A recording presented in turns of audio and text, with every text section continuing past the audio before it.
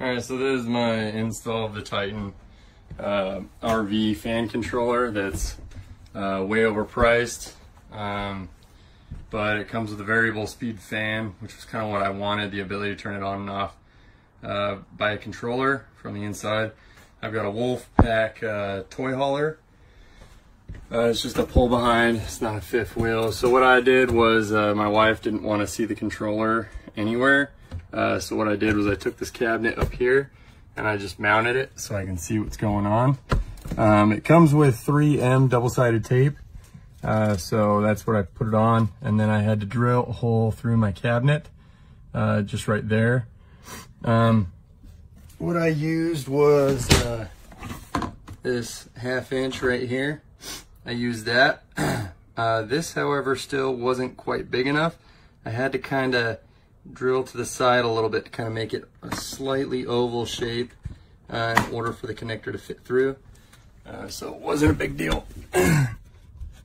So that's right there. I was able to put all the wires through. Fished one down. There's an auto mode where it'll automatically do it. Right now, this wire I'll run to the outside in a second. It's the thermal sensor. So right now we'll just put it on manual and we'll turn it all the way up. And let's go take a look.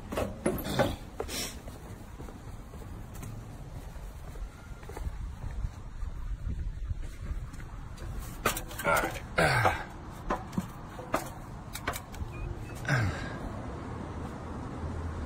All right, so what I did, let me move this rag out of the way. So this is still hanging and I'm just gonna Gorilla Tape it up.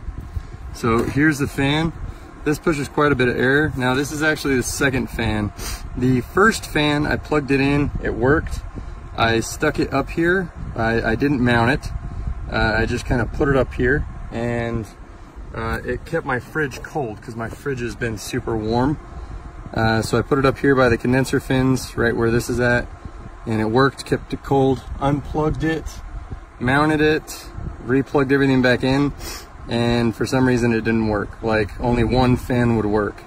So called Amazon and they just decided to send me a new one. So this one I just plugged in, I didn't even test. Everything's working fine though. Ran the wire down the side there. The other wire I'm gonna tape right where it's at right here. Make sure it doesn't come off. I'll just clean the top of the fridge a little bit. But this is it. Kept my fridge nice and cold. These brackets right here, I got in a pack of 4 at Home Depot. There's a couple bucks, I think, and I found it over in the hinge section where you have like door hinges and doorknobs and or drawer cabinet knobs.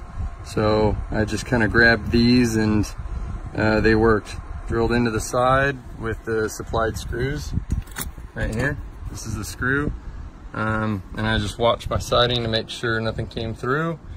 And I didn't drill any holes. I literally just went in there with the screwdriver right here. I just went in, applied some pressure as I screwed, and it eventually bit and went through. It took a minute. So, but they're running. So now it's just gonna tape things up, and then I've got some Loctite clear sealant that I'll add on the inside to make sure I seal up that hole that I drilled.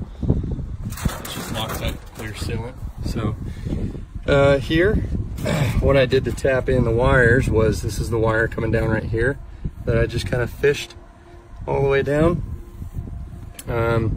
So right here, you've got your box, and you've got your ground wire here and your 12 volt.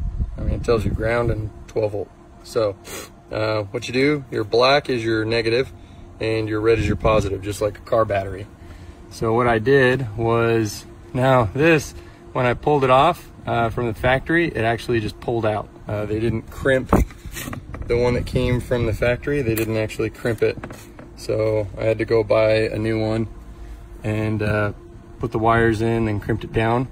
But literally all I did was, there's a hole in the middle, and I literally just bent the wire at a 90, stuck it in the hole, and then slid that wire back on, so it just kind of pinched it. As you can see there, you can kind of see it wrapping up and going through that hole where it's pinched it, so that way it's got power. That's the ground. So, and that's how I wired it in. So the wiring was pretty simple, nothing hard. The first one, I played with the wires and jiggled it, thinking maybe there's a short, maybe I could fix it, and just only one fan would work. So I don't know, stumped. But this second one seems to be working, so I'm going to test it, make sure everything works good, and I'll write a review and hopefully post this video as well. But again, I put it up there and my fridge is frosty cold. So either auto, controlled by heat, or 6-speed manual.